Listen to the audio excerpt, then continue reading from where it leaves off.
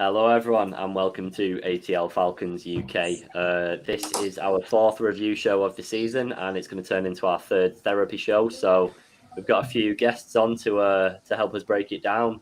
Lads, how are you all feeling? Don't all speak at once. That good.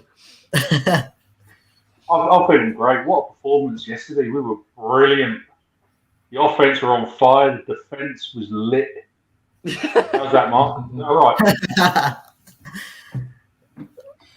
feel like Okay. Go on, Chapman.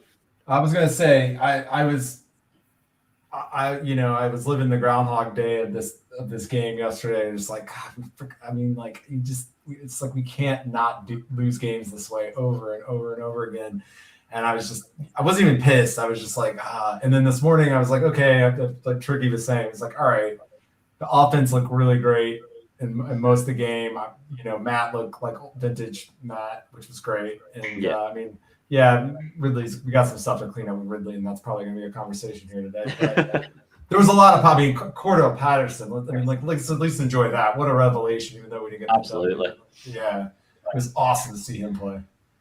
Yeah, where was he in the fourth quarter? That's what I want to know. I was being majorly sarcastic. I think we've got real problems on the offense. When you've got 4 receiving touchdowns and all 4 receiving touchdowns are by running backs, there's clearly an issue somewhere. Ridley's nowhere near where it should be. And we haven't got a number 2. Zacchaeus is just not good enough. I don't even rate him as a reserve. Russell Gage is a number 3, even though he wasn't playing yesterday. The offensive line, Mike Davis, I just don't get his signing at all. He had one great season with Carolina, and for the rest of his career, he's been dog shit. So we've got off stats for one season rather than looking at the bigger picture with him. Cordell Patterson, I put my hands up with that one. I was very, very not critical, but concerned about his signing. But they seem to have seen something which no other coach or no other team has seen in his career so far, and that's just working really, really well. But something's not quite right, and I just can't put a finger on what it is. Yeah. Go on, Rob. We'll get your overview, and then we'll break it down a little bit more. Tough to watch. Guessing you guys have all covered that. While waiting for me, just a game where we could have won and should have won, and just mistakes on both sides of the ball, dropped passes, defensively just unable to. I mean, the defense I think looked not too bad the first couple of weeks, better than I thought that it would do. But then yesterday against Washington, they just couldn't seem to, make any big plays. Just getting the ball back after they didn't get the extra 2 points, and not being able to finish the game out with 3 minutes 45 seconds on the board or whatever it was, not even get a first down. I think we got 6 yards and then punted it, giving them the ball back, and then from there, it was just you know exactly what was going to happen in true Falcons style, and it was just demoralising to watch, really. Right, so we're all chirpy as ever. We'll break it down a little bit in terms of, so we started out a little bit faster than we have done in previous weeks, a little bit, just by taking a 10-point lead. Anyone impressed with that, or is that just the expectation that we should be doing and we've just been poor for the other part of it? I think, haven't they conceded a touchdown on every first drive, I think it was. So I know we ended up only with 3, but it was one of them in the red zone. We got down the pitch, very, very good. Good plays all the way down, and then sort of the red zone plays what's been a bit shit, really, for the last couple of weeks here and there. But you take the 3 points and then you move on. And then I think we had 2 good drives from the defense. I thought, God, this is carrying on from last week, because I thought the defense pretty good last week. 2 good drives from them. We scored another touchdown.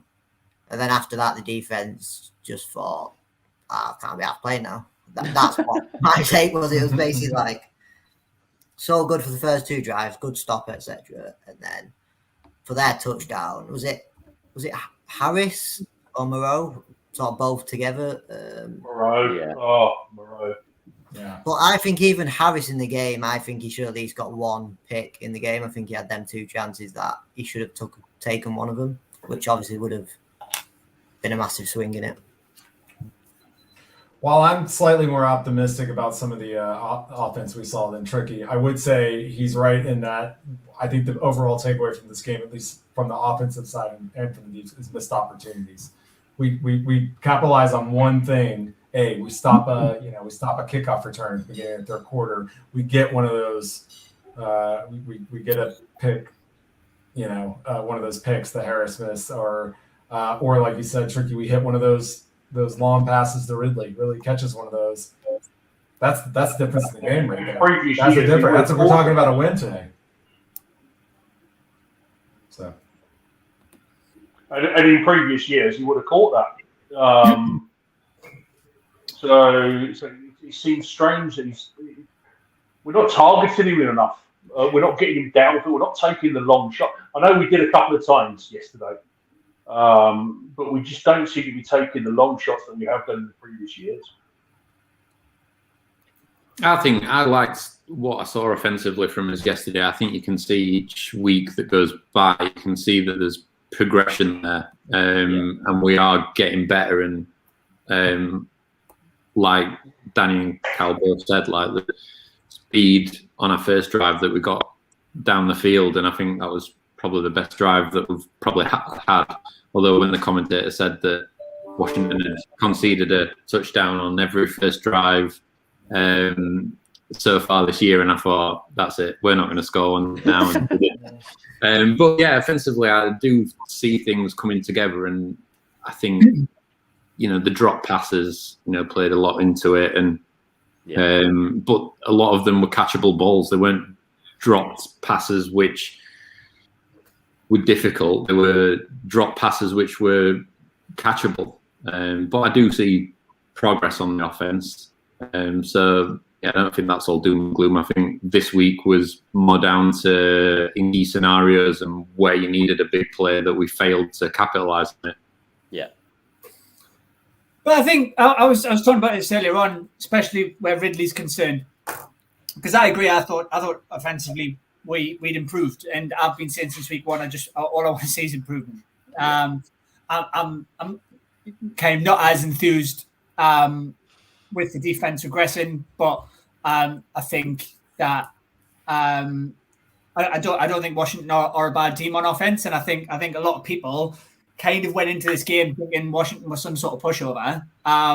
They were kind of, for me, certainly a potential wild card in that division, because you never really know what you're going to get with that division at the best of times. But with Ridley, and I was having a conversation with someone on Twitter earlier on. This is a new system, and he's never really had to adjust to such a massive change in system. B, I don't know, and I'm just surmising, this is just a theory. Maybe Smith's gone, you're not my kind of player. He's on a contract year. He's not going to go hell for leather because he doesn't want to injure himself before potentially he gets let go next year. Now, it's just a theory, but if he, for whatever reason, doesn't like what's, the tune that Smith is singing, and he's already thinking, I need to protect myself, you're not going to get 100% out of him. Now, I'm sure that's probably not the case. I like Ridley. I like him a lot. But I'm like, from what I'm seeing, we're not getting the same production out of him. He's still getting targets. Yeah. Probably not as many. But I do think it's kind of that, like, if Arthur Smith's going to make mistakes, I want him to make the mistakes now rather than when we're in a playoff in a couple of years. Yeah. Like, it's one of those things, like, we won last week. No one was fucking happy with the win, right? And then I was happy. Well, Yeah, I mean, I'll be honest. Your posts on Twitter didn't really sing that song. Oh yeah, after no, between I wasn't happy, then we won, then I'm happy. But right, all I'm going to say is right. We've seen another improvement this week. Right, okay, look, right. If we really have to sit, like look ourselves in the mirror now and be honest, right? You know, do we have to start thinking we're probably going to be a top 10 pick in the draft? Well, yeah, potentially, but there's aspects that are getting better. We've got a run game, which is quite nice to see. It's not an amazing run game, but it's a hell of a lot better than what it was. And Matt threw no interceptions in that game. Nearly 300 yards, 4 touchdowns. Right, and I had people going to me, your QB's finished, your QB arm's gone. I think it kind of proved that that's a nonsensical argument. Yeah. And I just think we need to take it. I mean, listen, the Jets aren't going to be a walkover, especially now that they've got the first win. Like, we shouldn't be going into this going, oh, well, it's our read because it's the Jets. It's no longer it's our read because it's the Jets. And we need to. Also, Mark, the Jets are probably sitting there going, we're playing the Atlanta Falcons defense. Yeah, exactly. You got to think of the other way around. Without a doubt. I had that game on the small screen, man. He was balling yesterday. Zach and us against rookie quarterbacks. How many times have we watched a rookie just come in and carve us up year in and year out? Like, I mean, Kyler Murray comes to mind if I remember correctly. There's been some others. I do think though, and I did kind of say this at the beginning of the season, that I thought the Titans were going to massively regress, and they have. And they're kind of relying on, we don't know what the fuck else to do. Oh, Julio's injured again. Holy shit! No, who's seen that coming? Let's just give it to fucking Derrick Henry and let's just fucking hope for the best. And that's really all they're doing. I'm not seeing a lot from them. AJ Brown, I know he's on IA now, but like he did fuck all for the first couple of games. I'm not trying to play down what the Jets did because it was a great win for them. My best mate's a Jets fan. I'm going to be coming to the game with him. God. You know, like it's one of them. Like we've got to kind of understand where we are now. And you know, how many times were we watching last year? How many times did we come on here last year and we were just like, I can't watch it anymore. It's so fucking shit. Like it's so awful. I can't watch it anymore. Many times. And we were all like, it's the coach. And like, it's a whole different setup now. So like, it is, but we're not playing to the players' strengths. We're not playing to the players' strengths. Everyone knows in the NFL. Everyone knows that Calvin Ridley is probably one of the best route runners in the league. You know, and we're not playing to his strengths. We're not getting him on the routes, getting him down the pitch, and getting the targets in. One, because our offensive line is shite. We've got Jalen Mayfield giving up penalties left, right, and centre. And two, he's not sending him upfield to give Matt a target in the first place. So that comment that just come up that says that Calvin Ridley is not a number one receiver. He is a number one receiver if we play to his strengths. We're playing to Cordero Patterson's strengths. Okay. But that's because no other fucking team in the NFL knows what he's going to do with him. Who on this call can put their hand on their heart and was in any way excited about signing Cordero Patterson? No, I weren't. Nobody. But do you want to know what? He's caught more balls than Ridley, right? It's not as if Matt Ryan's purposely thrown the ball sideways to Ridley. Somehow Cordero Patterson's catching the balls. So, listen, I'm saying that we're saying we should be giving the ball to Ridley. If he's not catching the fuckers, that's very much a him problem. It is. I will say I was excited to actually have a return specialist for once, which we were paying, because we lacked that under most of Dan Quinn era, so. And we haven't seen the returns yet, have we? He scored 3 touchdowns yesterday, so I'm at least happy about that. But we also need a punter. If you guys don't know that. I think I definitely. While your internet was playing silly buggers, Mark, I did say that you got to praise the coaching staff for seeing in Cordero Patterson what every other previous team he'd been with hadn't seen. So I was praising the coaching staff then. But what I'm saying is he's getting the looks absolutely fine, but they're not playing to cover Ridley's strength. They're not sending him down the field, not sending him on the routes to give him a target. But if he catches them two yesterday that he missed, I think we win the game. I think them two catches were what he ended up dropping. And if my aunt had ball, she'd be my uncle. But you know, yeah, but we are giving him the reception. I think he had 15 yesterday, and he only. But do we think this is a confidence thing though? Like, I mean, is he just maybe not getting the system? Well, we know he's not. I think we can tell he's not getting the system at times because you see last week and the week before, he's not always ready because he doesn't know what the play's gonna be. You can tell when obviously watching the game at times. He was a bit like looking at Matt and Matt's looking at him. So maybe it is something to do with that as well. But the drop catch that's on him. There's a point where we have to go. We had no run game. Well, I mean, let's face it, we haven't had a fucking run game for years. But up until last year, we had kind of no run game, right? So, like, have we kind of? I don't want to sound like I'm bugging out on him, right? But he got more targets because Matt was throwing loads because we didn't have a run game. So now is he getting less because actually now we've got a balanced playbook? Yeah, because I still don't think our run game's strong enough. Sorry, boys. Just it's our offensive line that's causing the issues. That's causing Matt to throw the screens. He's not getting the time in the pocket, and he's having to offload a lot quicker. And you saw yesterday there's a dump off to Cordero Patterson, which worked for us, but that was purely because that's what he had to do. That was his out. Yeah, very true. Just as we've been joined by another guest, we have been joined by the host of What the Game Means to Me podcast. So, mate, do you want to give us a quick overview before we just let you dip in with everyone else? Yeah, guys, appreciate you for letting me on. I haven't been on with you guys in about a year, but definitely that's been a while, actually. Yeah, I know, right?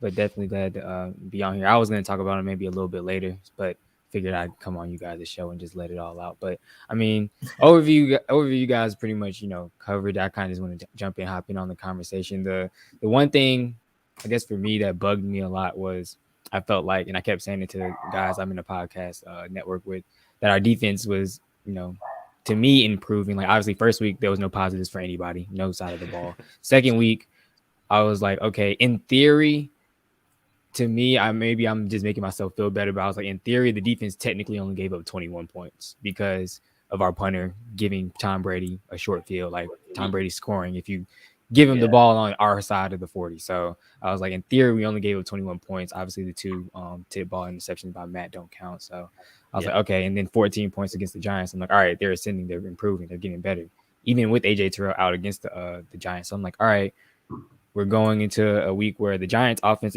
the Washington Redskins offense isn't like superior. Yes, they got weapons. They have Antonio Gibson. I know Curtis Samuel's coming back in the fold. And also, of course, Terry Scary because he carved this up yesterday. I'm like, it shouldn't be, any reason for us to not hold them to like no less than 24 points. Like I feel like that was the threshold. I'm like 24 at most. But yeah, that was the more I know the drops, of course, are definitely disappointing, especially from Calvin. I know a lot of people have really been on him. The one thing I kind of do want to say about him, I think someone said it in the comments, was we can't block for the routes he's good at yet. And I can see some truth to that, especially the first 3 weeks. Yesterday was a little bit different. Like, yeah, that pass rush is definitely scary, but I think the offensive line actually did okay to where we could have went down the field a little bit more. Like we saw it with Patterson. He went downfield a few times. I think Kyle Pitts one time downfield. I just think the playbook, I think Arthur Smith or whoever's calling play, I'm pretty sure it's Arthur Smith at this point. I don't think he's tailoring the offense to the players that we have. Like, as he knows, like I feel like the best thing to do is get the ball to playmakers in space. And if we can't block for it, downfield routes, do it in screens. Like we saw that all the time in Kyle Shanahan's offense. Like we'd get Sanu or Julio or even maybe Ridley sometimes, the ball in screen sets and block that way. Like just figure out a way to get your ball in playmakers' hands if you can't block for certain things. Like we don't have the block protection to really have a balanced offense. Like our running game or our offensive playbook is a little bit more balanced because he wants to run the ball more because that's what he's predicated on. That's what he did in Tennessee, but we don't have Derrick Henry. You can't do that. Like, and we can't try to run dives, can't try to run off guards. Like, we're gonna do any type of run plays. We got to hit outside. We got to. Yeah. Like, that's the only way things are really gonna work, especially with this makeshift offensive line at the moment. So yeah, go on, yeah. Chapman.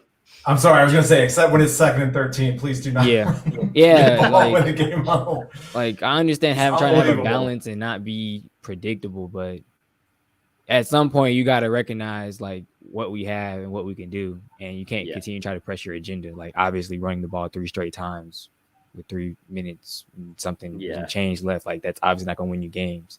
And last thing I wanted to say before we kind of hop into the regular conversation, I don't know who said it, but I saw it on Twitter and I favored it, and it was the best tweet that could have possibly described what happened yesterday. And he said, you know, he understands he's a rookie, like Arthur Smith's a rookie coach and everything, but the one thing that you have to understand is the mayhem that we've endured. Like, you have to understand as a coach that we've gone through. Obviously we've gone, like, basically everything that happened yesterday is what we've always see happen, and it's the culture right now. Like, in order to change that, you got to do something different. You can't do the same thing that we've been doing in order to change the culture, which is be conservative, have conservative play calling, knowing the defense isn't going to hold up, and basically giving them the ball back in order for the defense to stop them. Like, you can't have that sequence of events continue to happen if you're trying to change the culture. Like, obviously we know this team isn't going to get changed around overnight, but doing something that we've seen so often for so many years, and especially multiple times last year, you can't allow that to happen. You got to change the culture some way, and that means be a little bit more aggressive offensively when we have the ball to put the game away. Yeah, without a doubt. Just coming off the back of that a little bit, you mentioned the run game and everything, and the lads were mentioning it earlier. I think Tricky earlier criticised Mike Davis a little bit, and I don't think it's him personally that is underperforming as such, because every single play that I noticed that Mike got put on yesterday, like you just mentioned then, was straight down the gut, and there's no space opening up from the O-line. So he's only ever going to make 2 or 3 yards a play. Whereas exactly the same as what happened to Todd Gurley last year, really. We expected him to be something, and he just got utilised in a completely different way. So I wouldn't necessarily say he's being poor. He's just not really getting the same opportunities that other players are getting in the run game, for me, anyway.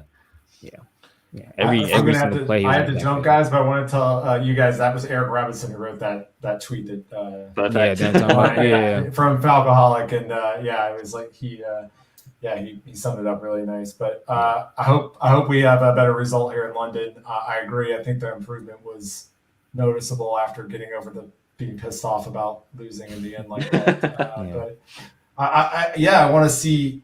Man, it is still confusing. I'm still really pissed that we didn't get to see the starters more in preseason. In the preseason, yeah. I think we're working through it. That's really, I feel like the mistake. Yeah. I mean, I'll leave on this note. I think what we have to do is have patience. We know this is not a good team, but we have to build something, and it's going to take time. It's going to take a lot of effort. We're probably going to be frustrated a lot this year, but hopefully in 10 games, when we're 14 games in, we're a better team. Cohesive. We may still be losing, but we're not going to be, incompetent. At least I hope not. Absolutely. God, I hope we beat the Jets this week. All right, bye guys. Awesome. Thanks for coming on, mate. I think it's the manner of the way we lose at times. I think everyone knows Arthur Smith's the play calling at the end on the last drive was that was on him. I think I don't think it was good calling at all. But it's just sort of the way that happened. It was like throughout the game, our offense, everyone agreed that it performed pretty well. Run game did okay. Matt, 280 yards plus 4 touchdowns. You can't complain about Matt once yesterday. Did everything he needed to do. If Ridley caught 2 and 3 catches what he should have caught, Matt's hitting 330 yards easily. So it's just a stat that would have been even higher. But just sort of the manner of the way it was just sort of flattening, because I thought it was a pretty good. I thought it was a good performance throughout. It was just overall there was more positives than negatives for me. That by far, and like I said to Mark earlier on Twitter, whilst we were all having a little chat about it, it was individual errors which were the main concern for me. It wasn't. Yes, there was parts of the play calling that was a little bit suspect, but you're going to have teething problems like that whilst you're trying to figure out a new playbook and everything. So for me, it was just the drops. It was Ridley dropping a few. It was the secondary dropping 3 or 4 that were not absolute give-me's, but they were very close to. And that's it. For like, you only need 2 of those moments to be different, and the game's dead and buried for me. Yeah, it's fine. It's like fine points, isn't it? Like, I think if Ridley catches them too, can't remember exactly what the drive ended up on, but it is an important part of the game. If Harris takes a pick off one of them, like I think he should have had, it's you sort of winning the game from that. So it is minor things where I think it was just I was putting certain tweets because it was so. I think it was just a game that I think we should have won. It was just not in before, but like the way we performed, the offense performed from last week, and it was just like it was so close. I think that was the when we got the ball back and we were 8 points up. That's the drive that we should have killed it. But it is you know there are frustrating points where I go, I can almost feel like this is where the tits are going to go up.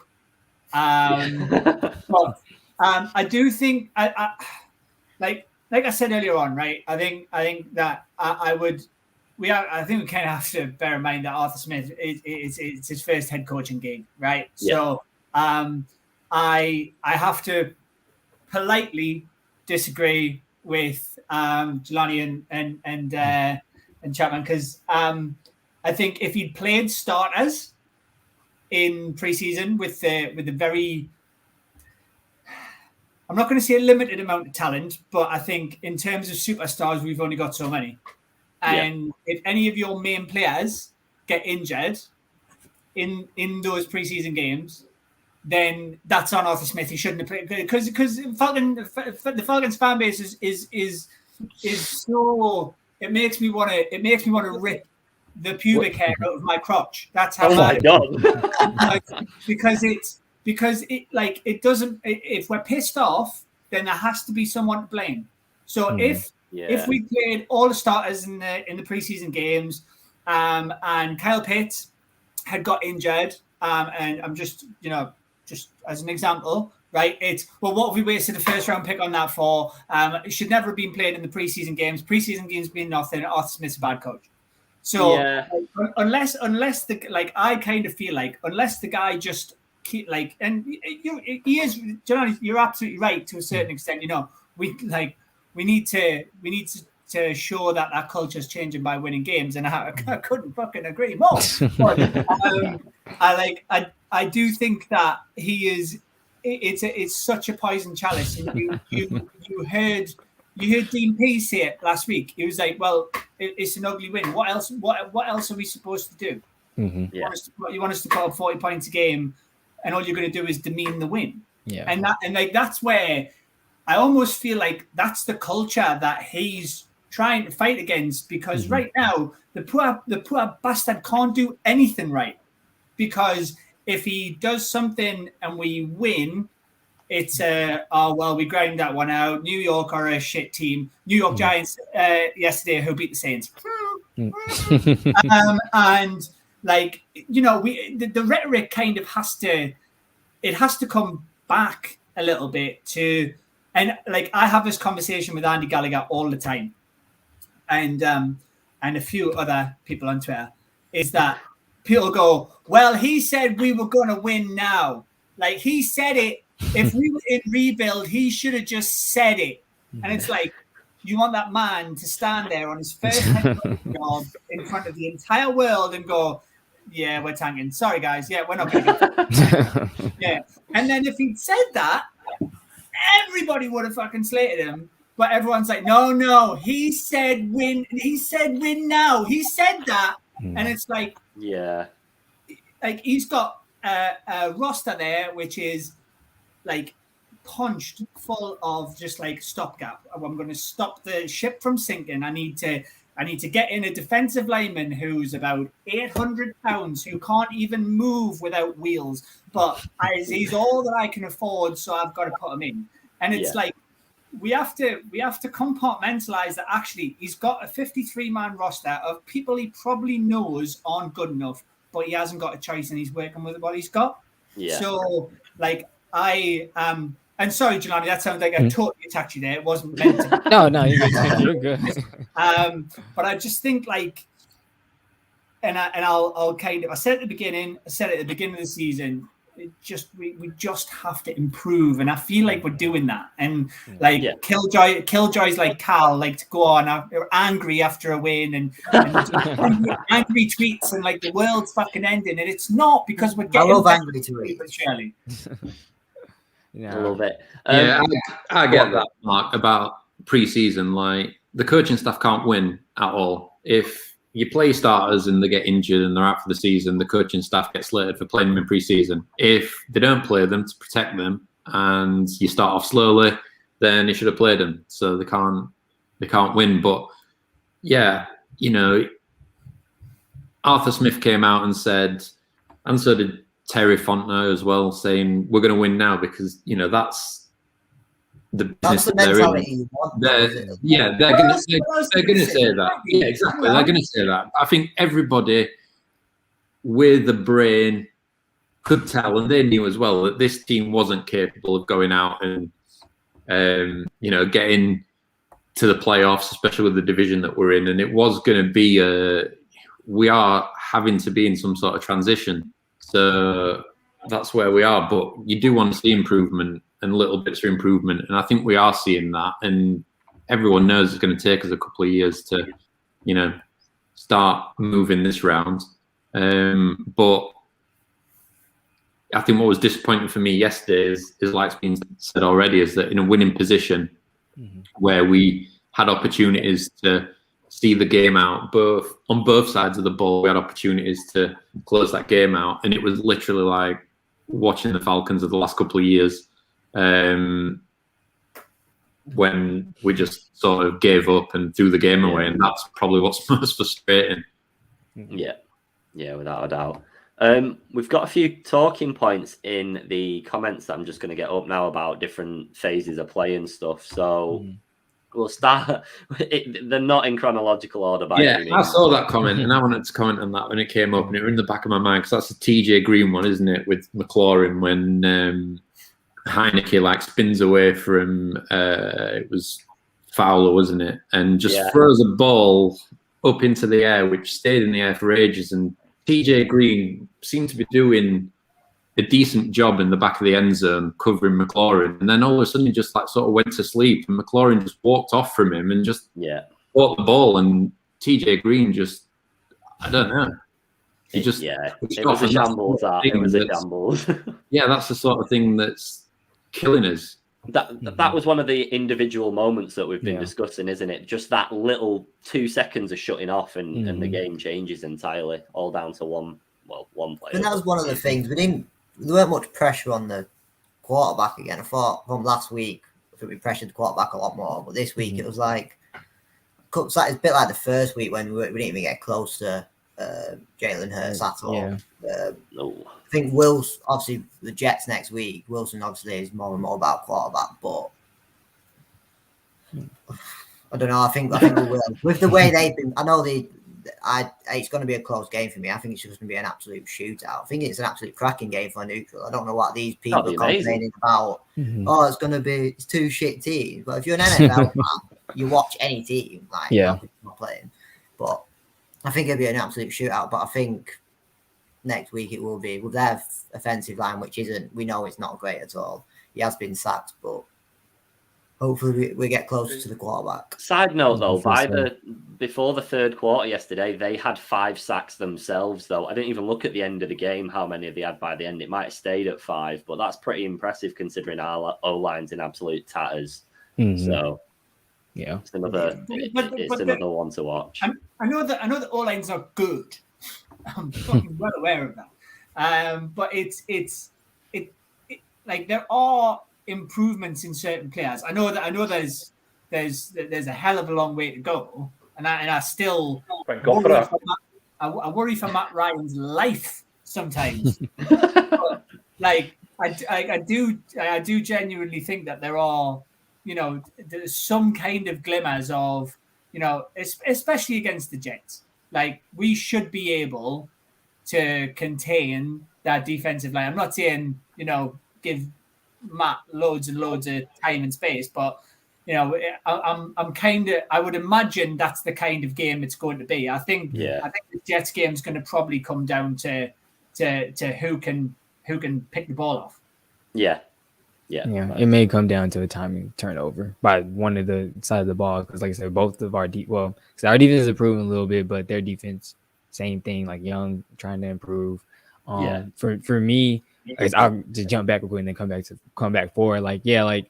I think Kyle, you said it. We weren't getting too much pressure, but I feel like yesterday when we were getting pressure, we just couldn't find a way to get him on the ground, which obviously, or if we were able to get some pressure and force him into a bad throw, we weren't able to finish the playoff with, Eric Harris. I think he dropped 2 interceptions.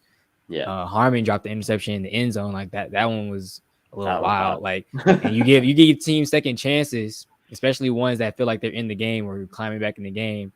That's lethal, and that's obviously what happened. Like I said, the heave of a touchdown to McLaurin, that definitely was on green. He should have came back and tried to get it. Even Harmon coming from the other side, it seemed like he could have tried to make some type of diving play on it, maybe, but it kind of seemed like he slowed up. But even before all that, the pressure, it kind of was there. He had a lot of time, but then when it did get there, we did finish the play, and you can't allow those things to happen, especially like I said, knowing things. Heineke is an all-pro quarterback, but we was kind of making him look like that yesterday because he's like the one that you sleep on. You don't really think about his mobility. You don't think about him being able to extend plays, but he's shown the capability to do it. And everywhere he's been at, even in Carolina when we played him 3 years ago, something like that, 3-4 years ago. So it's like those type of things, like you said, from an individual, and that's probably what the whole we keep talking about. It's a 3-phase thing. Everybody played bad besides Matt and Cordell, in my opinion. There really wasn't a real super bright spot on one person I can particularly say, they did pretty well outside those two. Obviously, Isaiah Oliver might have been the only other one because I know he was having a good season. He played nickel a lot for us, or either safety. So I don't know how much of a difference he would have made in certain plays that was happening yesterday, but you never know. It could have very well been a different game if he was in the different positions that he was in. Because like I said, if we're having Green in there and other guys, that's playing this spot, then I think one player I do want to mention is I think Lindstrom every week, because he's not being mentioned, he's doing the job. He got a rating of I think 70 again in the PFF or whatever. But he's consistent, and on the O-line, he's obviously consistent with Matthews all the time. I think McGarry is shit. I don't think he's a player getting better at all. Especially when I think Lindstrom, did he get injured in the first year? So I think this is only kind of his second year. But McGarry, I don't think he's getting better at all, which obviously isn't helping. But it's proving that Lindstrom, even on that side, is still doing well and actually sort of picking some of the flack up at times. But I think next year, obviously the draft wise, I don't think he'll be in the starting by maybe week 10. I think even if they can get someone from outside or even put someone else in there. Was it Dalman who can play outside? So we've been missing Matt Gono. Yeah. Exactly. He was supposed to be slotted. I don't think he'll be in the team much longer. Next talking point in the comments is Dink. Fumble, not fumble. The scenario where, again, is that on us? Was it? What? Anyone got any takes on that? I thought it was because he's moved well to get the motion, so he's got the ball. Could be given. Do you know what I mean? We've seen them given, haven't we? Yeah. I do think, and I think this is another thing to mention, and I know it's been talked about by a few people, but I obviously have Red Zone on as well as the game. The officiating in this league is getting ridiculous. There were so many bad refereeing displays this weekend, and I think it obviously is kind of. I know as the rules change, there's always kind of a bit of inconsistency here and there, but I think it's one of those, isn't it? There's kind of no there's no consistency. No, because I thought it was, obviously, because we want it to be, right, don't we? But, I think I think it's one of those we've all seen them given before, and maybe that's something that I would like to think that the NFL have really got to go. Yeah, our referees are up and down like a hose drawers at the minute, so we need to surely have a look at how we fix that. I don't know. The NFL won't give two tosses. They're too busy worrying about players celebrating than fucking. Oh, that's got to be the worst thing that's been. Well, not worst, but it is an embarrassing thing they brought in about the taunting and that. It's part of the game. Football is part of the game. Competitive. You want to wind people up. It gets everyone riled up. If they imagine that in our football over here, every player would be sent off. They do it in front of fans, so at least they're only doing it in front of each other. But yeah, winding fans up over it, it's even worse. But one point. That's what I mean. That's what I'm saying about the NFL. They don't seem to take an issue with the bigger picture. They seem to worry about the small things, and the issues like this with the refereeing and the cannabis and things like that. They don't give a shit about. They're more worried about the insignificant issues. That's another point that Adam said. That's holding on. How is it not? That was a clear penalty. I'm not saying would have gone and scored a touchdown, but might give us an extra. Yeah, it gives us like 10 seconds to possibly run like two other plays. You can't give that when he's lying on the floor on the ball. Like Mark said, it's like it does seem it's getting worse. Like Tricky said, they're concentrating on the things that ain't important anymore. Yeah, I'm really interested to see like because you know how they review certain games. They may come out. I know they do a lot with the NBA, but I think they do with the NFL as well. Like they'll review certain plays that were crucial, or whatever, or like tosses or whatever, and then they'll allocate like, oh, this play should have been called instead of this or whatever, and they'll change certain stuff. Like this game, I feel like was full of them, and I think Paul said it as well. Like there was a few PIs. I think there was one on Calvin and there was one on Kyle, and I know they picked up the one I think on Calvin on like a third down, which could have easily been called PI. Yeah. But they call a PI on AJ Terrell when it really was real close. I think it was still within like the 5-yard mark or whatever the case may be. It's just certain stuff like that. And then obviously him, Daron Payne laying on Matt, like that easily took off 10 seconds to where we could have possibly ran two plays. Like you said, maybe not score, but that gives us a better chance. You never know what's going to happen. Like we literally seen Aaron Rodgers the week before win a game in 37 seconds. So you can see on that, like everyone knows the clock's running out. We've not got a lot of time left. You can see that our whole team is desperate to get to the line of scrimmage, and Matt's trying his best to get up so he can spike the ball, and he's just got a guy lying on him, holding him down, and the referee's just stood there like watching him, like watching the clock run out. It's just it is ridiculous. I mean, the NBA changed NBA rules because of Trae Young. So I mean, like, I'm not being funny, but if you're gonna, if you've got something fundamentally wrong with the sport, then you either do something about it, or you just allow the inconsistency to keep going. And for us as fans, it's just like I always find myself kind of every time a pass is caught and the player goes down, I'm like, oh, well, here we go. Here's another fucking review. And it's like, it's almost fucking exhausting. Like, do you know what I mean?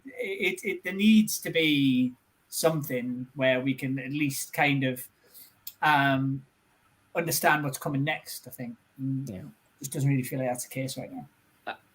I was obviously absolutely fuming with it, but I was so demoralized by that point in the game that it hurt a lot less than it would have if it was a little bit of a closer game. I was just completely drained by that point. So I wasn't expecting a return.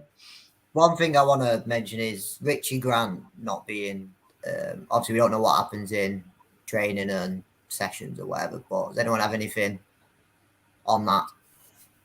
I mean, I don't think it hurt to put him out there a little bit more.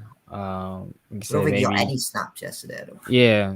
Like I said, like I said, I know his main position obviously is safety. Obviously, we have two veteran safeties back there, but like I said, a few snaps. Like I said, if he didn't get any yesterday, that's pretty bad. Like you spent a second round, and it was a high second round on him as well. Like you drafted him for a reason. Like it was either him or Morig. I'm pretty sure we were gonna go after, and we went with Richie Grant for a reason. So it's like you got to give him some type of run, some type of play. Like I know we saw him in the preseason. He did okay, like I said. But if you have Eric Harris dropping specific picks, and you have him, not taking the greatest angles and coverage, like you can give Richie Grant a few snaps here and there. Like it.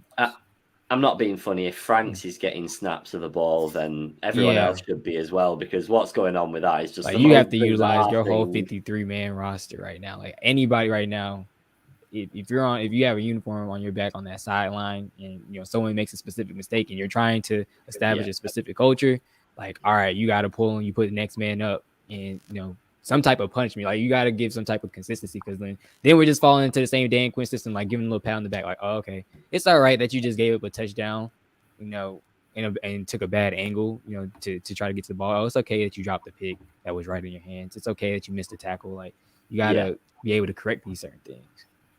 I think the problem with Richie Grant, the Richie Grant issue, if Richie Grant can't learn a playbook, that's down to the scouting team and down to the coaching team for not picking that up during the scouting process and during the draft process. If they've gone for that player and not been able to pick that up, then that's poor. That's poor, especially like you say when Trevor Morig was still there. Mm-hmm. Don't be casting negative aspersions on our future QB1. By the way, I'll have not a bad word said about for you. The average is 3 yards anyway, so he's doing all right. I do not want him as the QB. I'm all for it for the entertainment factor, because it always seems to be really early in the games. It's not even like a last resort. It's just like, no, go on, go see what you can do, lad. It's very bizarre. I think two players I'd like to see more of is also Walker and Hawkins as well. I think Walker, when he has had his snaps, has performed as well. I think Deion Jones yesterday, he got a high rating, but I think the rating was way over what it should have been. I thought it was quite Carl, we said at the beginning of the season, right, about the defensive side of the ball, right? Dean Pease was an amazing acquisition, right? I like everything that he's spitting right now, right? I think he's quite he seems to be quite a straight down the line kind of guy. And I know that the defense didn't do us very well yesterday, but I do think that I think it is a case of we don't see what they're doing behind the scenes, and it's like I said this last year, didn't I? I was all high on Marlon Davidson, and I've hardly seen the fucker in a uniform. Do you know what I mean? And I don't know what we don't want another Tack McKinley. Do you know what I mean? Ooh. So it's hard, because I'm sitting here going, I really want to see these guys, but if they're not ready, then like Tricky says, if it's a bad draft, well, you have to take the L on that one. But if it wasn't, and you just have to develop them, well, you need to get to work, because otherwise we're filling the roster spots up with kids who aren't doing anything. Yeah, I disagree. I think Marlon Davis has done all right in the previous 3 games. He hasn't looked out of place. But I think like I said, in the draft process, we picked a high number 2 on a player who can't learn the playbook. We picked a right tackle and stuck him on the left, where he's just getting absolutely beasted. Allegedly can't learn the playbook. You don't know that. No, because I'm like as a DB, it's really not much. You just really need to learn and know like terms, like certain terms and back. It's not too much of a playbook as a safety. So he really should be able to get down whatever it is that he supposedly can't get down. Like it's not terrible. Like mainly defense, especially as a safety, it's read, react, ball, like angles. Like it shouldn't be too much to not be able to get down. But what William is saying about the new scheme, that kind of brought me back to why I and probably Chapman thought that a lot of these guys should have been playing in preseason. Like you can't be scared about, unfortunately, he's in a tough spot. They both were in a tough spot, Arthur Smith and Terry Fontenot. But you can't be afraid and be like, oh, I'm not going to put certain guys out there because they're going to get injured. It's like, yes, I think we had the highest turnover of new players coming in that will be starters or playing major minutes. Like we're at least top 5, I believe. And then obviously, like I said, just a new system, new players, just everyone's in different positions. Like if you're bringing in a whole new scheme, like you can't just use that in practice and not put it to use in preseason. Plus, there's less preseason games. Like I'm not saying they play all 3 games. I'm not saying they play all the quarters. But you definitely have to throw them out there like starters at some point. Like you can't just go into the new. Like basically, I forgot who I was talking to. We were playing our preseason games now. Like those first 3 games is our preseason games because we're using our starters are getting their first action outside of seeing themselves every day in practice. So like you can't really be too afraid about somebody getting injured. Yes, it would suck if Kyle Pitts did break an ankle or hurt his ankle or whatever in a preseason game. But like that's the risk you got to take. Everyone's new. It's a new system. You're trying to establish a new culture. You got to put everybody out there and not just go through practice with a new scheme and then expect to come into games that matter and start winning. Like I don't think that's how it works. Yeah. Cal, think you got anything else? Oh, go on, Fricky. Sorry, I was going to say, going on moving away from the game a little bit. I think what's slightly concerning me is Matt Ryan, up until yesterday, hasn't seemed his normal self. And then you've got someone coming out, like this Tom Loverow, saying that he wants out at the end of the season. I don't know if you touched on that earlier when I disappeared off. But, saying that he wants out, which is Did you see the quite response? concerning. Did you see from Matt Ryan's wife? Yeah. I haven't, no. I haven't. She So- said The tweet up perfect. Yeah, so Oh, there we go. Thank you. Cheers. I haven't seen it, so that's not concerning. But my initial point still stands that Matt Ryan hasn't seemed his normal self over the first 3 or 4 games. I know, obviously, he had a good game yesterday, but I don't know. He just doesn't have that same sort of energy about him. Is that because he knows what's in front of him? Like he's obviously seen this. Like literally was. He's seen this offensive line in training before the games and in pre-season, and he's obviously probably only trusts a couple of them. And he's probably more. Looking now, I've been hit 600 times in my career. I don't want to be hit another 50 times this year. So, and he's getting older. Obviously, everyone knows he's getting older. You don't. Obviously, he gets paid whatever, but the job for the O-line is. It's worrying, isn't it, when you're thinking, fuck me, I really wish Josh Andrews was in front of me. Christ off, he's probably hoping for Jamon Brown or, James Carpenter in front of him at the moment. Yeah. That's the concerning thing. He's getting splatted left, right, and centre. I'm not repeating myself. I'm just going over the same old shit. On that note, before we wrap it up, we can move on just a couple of minutes on the game we're all going to, apart from Jelania, obviously. Sad if you're making the trip over last second, but no. Yeah, but my dad was over there. I wish I would have planned it a little bit sooner. Obviously, his COVID stuff messed everything up. But yeah, if I was over there, I definitely would try. Hopefully, he tries. I doubt he will, though. He's a Giants fan. But I know, right? But it's obviously going to be exciting for all of us. I think I've said it in tweets. Can't remember who I spoke to yesterday, but it came around so quick. Like it got announced in May, and it's like we're seeing our team in a week, and we're going in 1-3, and it is what it is. I'm seeing Matt Ryan live. So somebody said in the comments earlier, though, sorry, that there's every chance that we can be 3-3 following the next 2 games. We've got the Jets and then the Dolphins. That isn't a daunting schedule by any means. I know we're not much better, but out of teams that you'd pick to play, they'd be up there somewhere. I feel the disappointing thing for this is I'd feel so much better going into next weekend if we were if we'd have won yesterday. For sure. We were 2-2 and then going to play the Jets in the hope of, like Mark said earlier, it's not going to be an easy game, and we can't go down there thinking we're going to batter them. I'm sure that the Jets team and the Jets fans are probably looking forward to the game more than we are, thinking that they've got a good chance of winning this. Yeah. But if we won 2 and lost 2 just before our early bye week, beat the Jets in London and be 3-2, then I'd be pretty happy with that. 3 straight wins, but going there 1-2 and potentially being 1-3 at the end of it. You know, it's not a. Atlanta loves beating New York teams.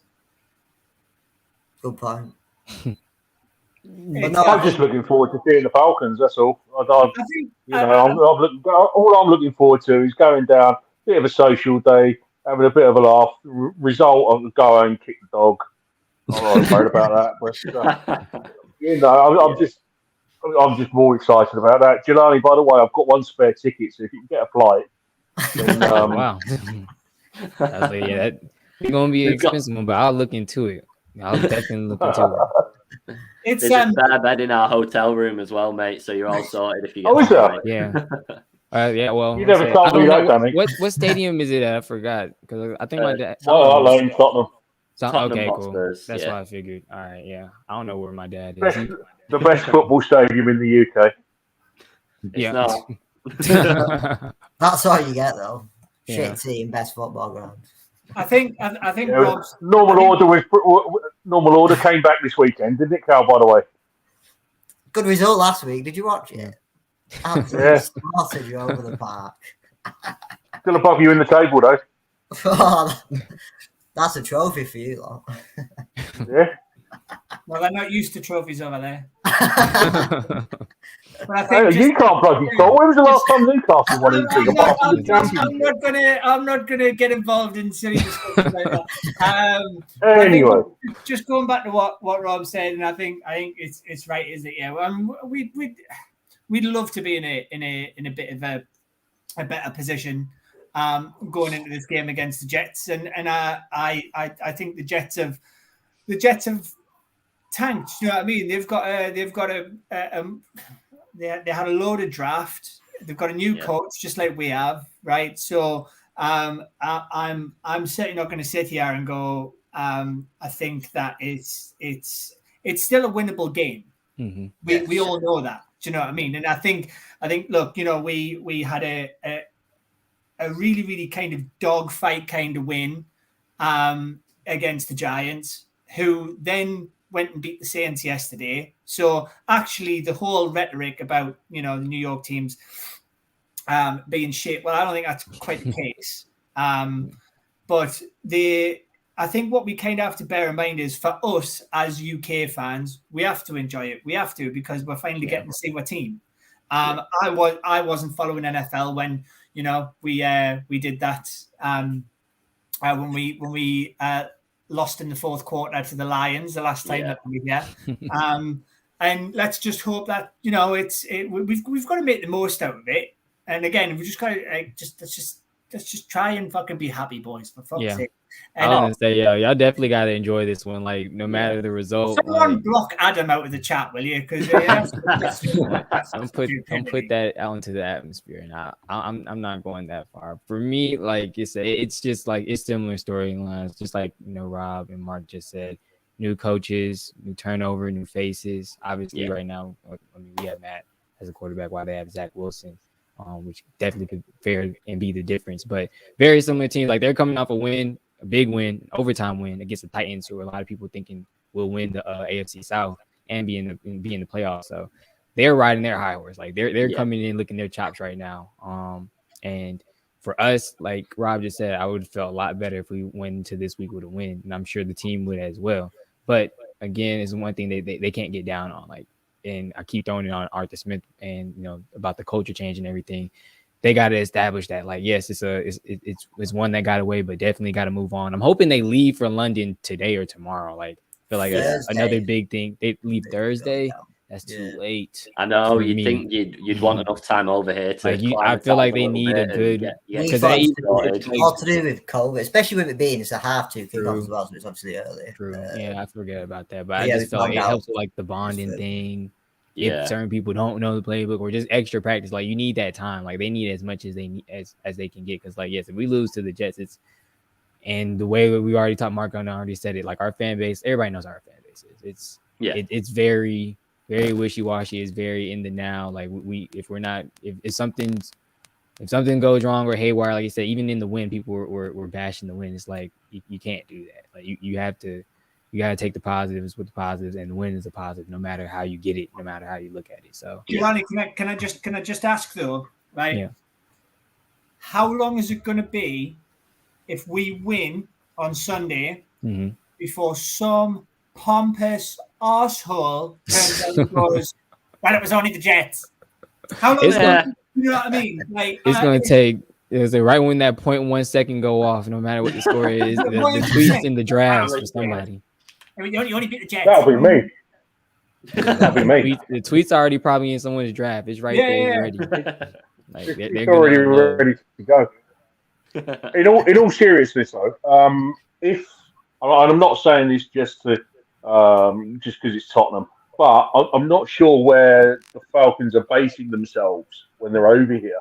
But if they are basing themselves at Tottenham's training, sorry, they're at Watford. They're at Watford, which is a shame because if they were staying at the Tottenham training centre with the hotel there and everything, they would have been well looked after. It would have been ideal for them to be there. That's a shame. Sorry. Anyway, that's what we got told. Anyway, I think at the end of the day, we want to enjoy it. We've not obviously none of us here. I think Rob went to the Lions game that time. No, I didn't go to that one either. So I watched it on TV. Yeah, but I nearly put my foot through the telly. But either way, we're all going to enjoy the game. We're all going to meet up before it. We're all going to meet up after it, and it's going to be a weekend that win, lose or draw, we're going to remember for the next on the pints. Because how many times can you see your team? In my lifetime, I think I might only come over 5 times if you can't get to certain ones. But exactly, I can't wait for it. Absolutely can't wait for it. And either way, I'm getting smashed on Sunday night. Win. I might not remember it, but either way, it's going to be. I think you guys would be the good luck charm, though. Like, I hope so. I mean, I'm feeling good about it. We've only got the chance. This community last time the Falcons played. Not with that miserable fucker in the bottom left for once. Love it. Right, guys, we're going to wrap it up because I think we're debating doing a little pre-game Jets show later on in the week just to specifically cover that, so we won't drag on for any longer. Thank you all for coming on. Thank you for everyone watching. Again, we've not had any comments from Twitter because they've decided to change the streaming process, which means it is shite. So we've only got comments off Facebook, which is off YouTube because Facebook's fucked as well. But we will be back maybe Thursday for a little pre-game show, and then if we don't hear from you sooner than that, we will be getting absolutely smashed on Saturday and Sunday. So we'll try and get some of the best content out there, and we'll all be doing shots. But Jelani, thanks for coming on, lads. Thank you for coming on as always, and we will see you all soon. Cheers, boys. Cheers, lads. See you guys. Peace. Appreciate you.